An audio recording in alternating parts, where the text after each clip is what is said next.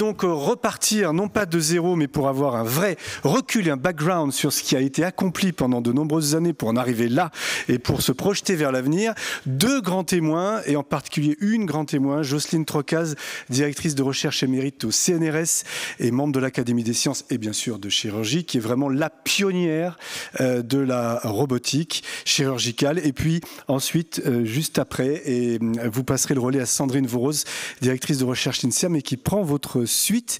Donc je vous laisse la parole, Jocelyne. Merci infiniment d'être parmi nous. Merci. Bonjour à tous et merci de l'invitation. Je suis ravie d'être là. Alors je mets mon chrono pour être sûr de ne pas déborder, autant que possible. Et donc on va vous faire donc un exposé à deux voix avec Sandrine.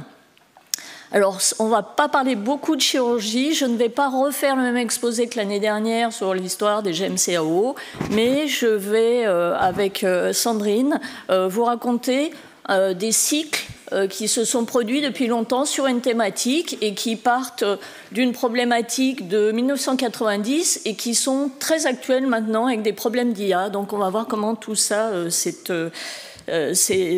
imbriqué.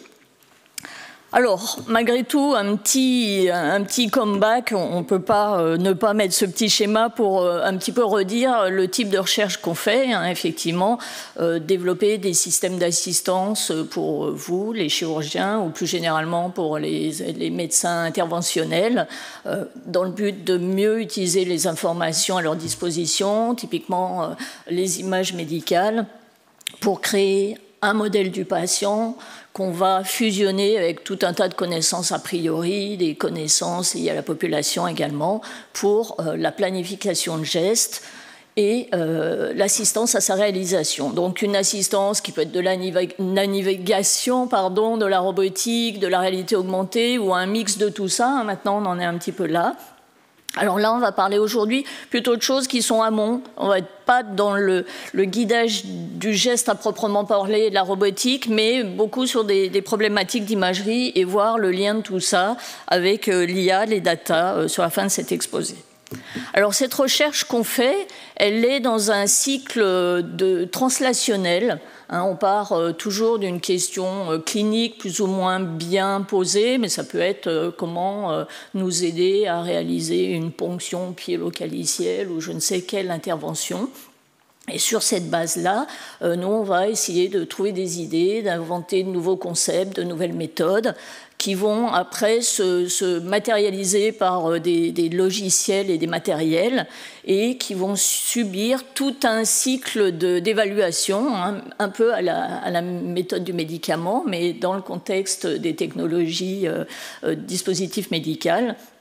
Donc des choses au laboratoire, dans des environnements un petit peu simplifiés, puis la confrontation à des expérimentations au laboratoire d'anatomie, sur animal, sur patient. Et s'il y a une conjonction planétaire favorable, quelquefois, on a des produits industriels qui sont issus de ces travaux.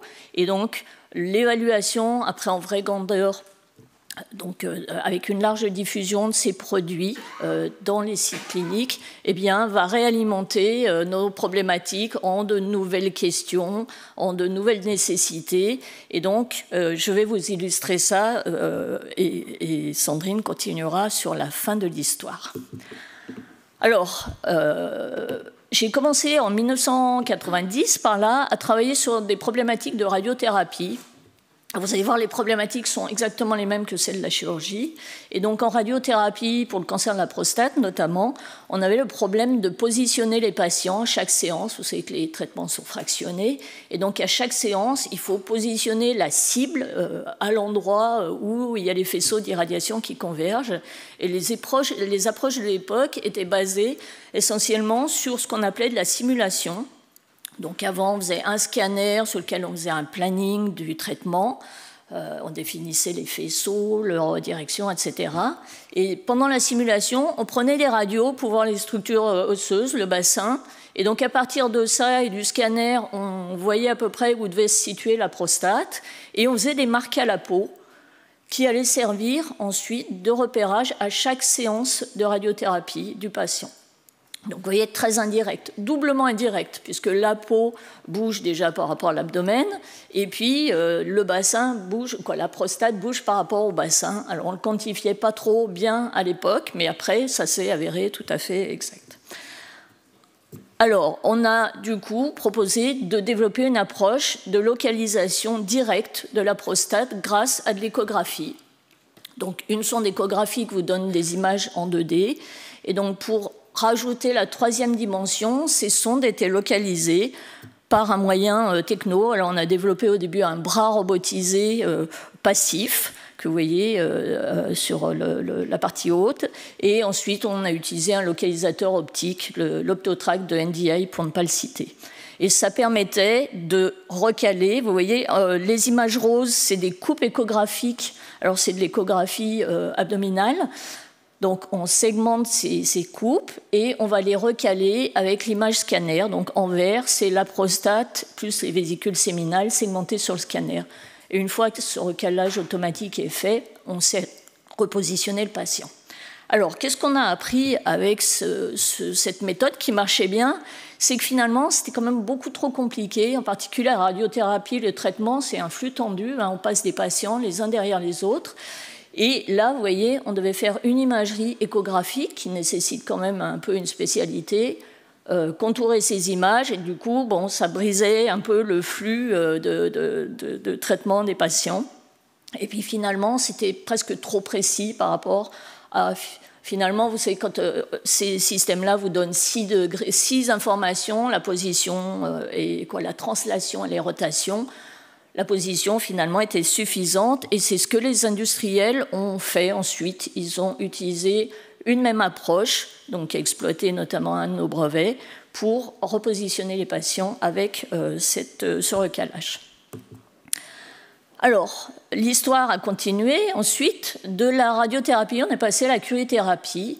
Donc, l'équipe de radiothérapie du CHU de Grenoble nous a posé la question suivante. Ils avaient vu qu'on pouvait faire des cryothérapies sous IRM, cryothérapie de la prostate encore, mais évidemment, c'est éminemment compliqué et l'accès à l'IRM est très, très contraint. Et donc, la question, c'était est-ce qu'on peut amener l'IRM virtuellement au bloc opératoire? Donc là encore, un problème de fusion d'informations. Et donc, on a redéveloppé des méthodes de recalage. Alors, dans la radiothérapie, c'était un recalage rigide, c'est-à-dire qu'on suppose que l'objet ne change pas de forme. Dans le cas de la cryothérapie, on a fait du recalage non rigide, c'est-à-dire que là, la prostate, en plus, avec la sonde endorectale qui sert à guider la procédure de cryothérapie, et éventuellement une sonde IRM, une antenne IRM transrectale. Bon, maintenant, on fait plutôt avec des antennes abdominales. Les formes de la prostate sont différentes. Et donc, là encore, on a développé des méthodes de recalage. Et vous voyez ce que ça a permis de faire, ce qu'on voit dans ce petit film, c'est que pour chaque vraie image échographique acquise, après recalage, on sait calculer l'image. Alors, ce n'est pas une vraie image IRM, hein, c'est une image reconstruite, puisque ce n'est pas une correspondance de coupe à coupe à cause des translations, des rotations et des déformations. Mais du coup, ça aide l'opérateur à mieux comprendre ce qu'il voit dans son échographie et à mieux faire la procédure de cryothérapie. Alors, ce projet-là était dans un contexte d'un PHRC, dont je veux dire 2 mots, parce que je pense je ne suis pas sûre qu'on pourrait refaire un PHRC comme ça aujourd'hui. J'étais responsable scientifique. Alors, il y avait 3 versants dans ce PHRC. D'une part, il y avait l'évaluation clinique du dispositif variant que vous avez vu à la slide d'avant, radiothérapie, donc quelque chose qui existait, mais on voulait la confrontation avec la clinique pour avoir tout un tas d'informations. Le deuxième versant, c'était ce dispositif-là, où au début du projet, on avait déjà des éléments techniques, mais on n'avait pas fait une étude. Là, on a fait une étude sur l'impact dosimétrique qu'avait l'utilisation de l'IRM sur cette technique. Et puis, il y avait un 3e sujet où là, on commençait juste à se poser cette question-là. C'était comment guider la biopsie de prostate. Donc, vous voyez, on ne savait encore rien faire dans ce cadre-là pour le côté scientifique qui nous intéresse. Et dans le PHRC, il y avait ces 3 niveaux de recherche.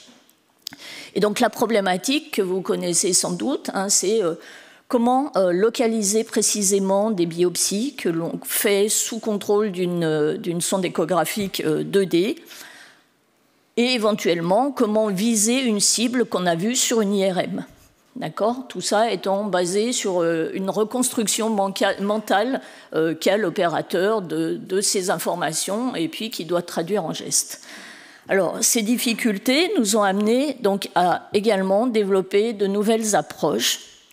Donc, à la fois, comment ramener les cibles IRM dans l'échographie au moment des biopsies, puisque là, on est guidé par une sonde transrectale échographique, et éventuellement, comment localiser ce qu'on appelle les biopsies systématiques. Dans des protocoles standards, on fait 12 biopsies ou plus si on veut avoir des protocoles un petit peu différents.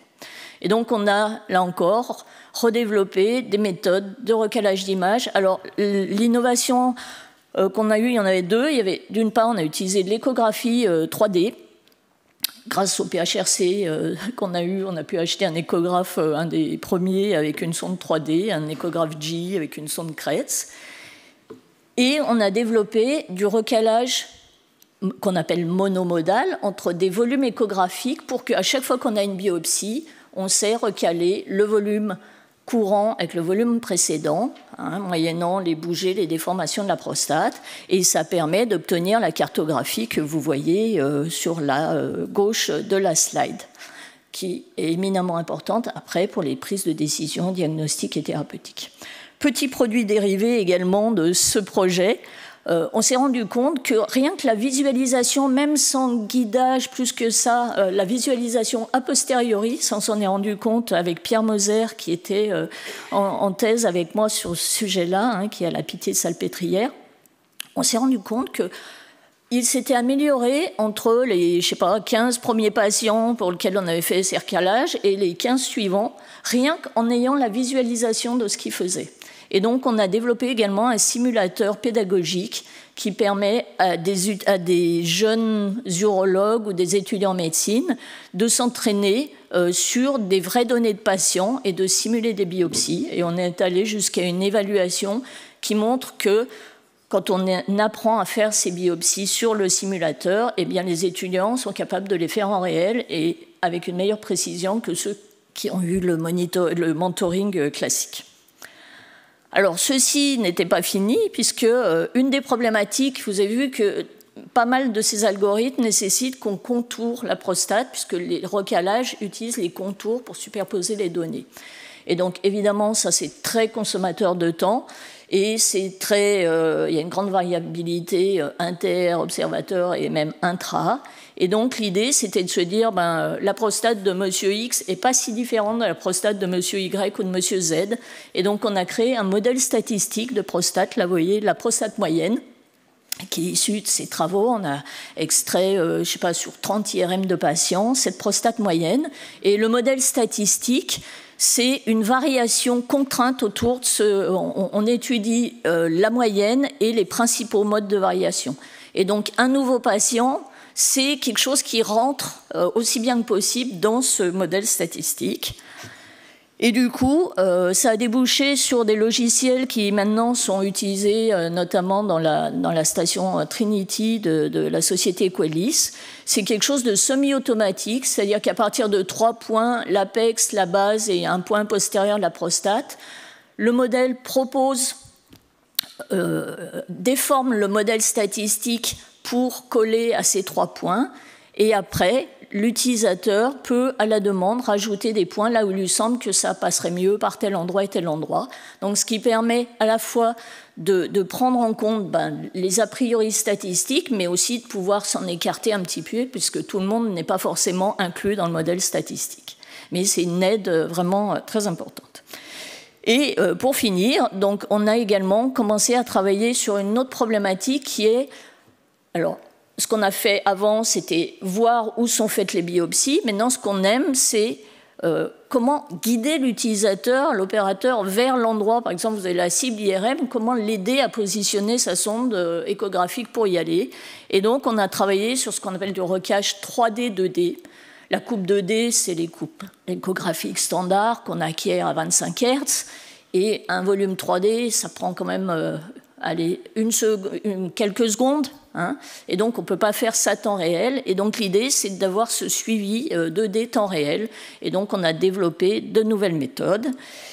Et pour ma part, je vais arrêter l'histoire ici et je vais passer la main à Sandrine, qui va continuer à vous raconter la suite des aventures.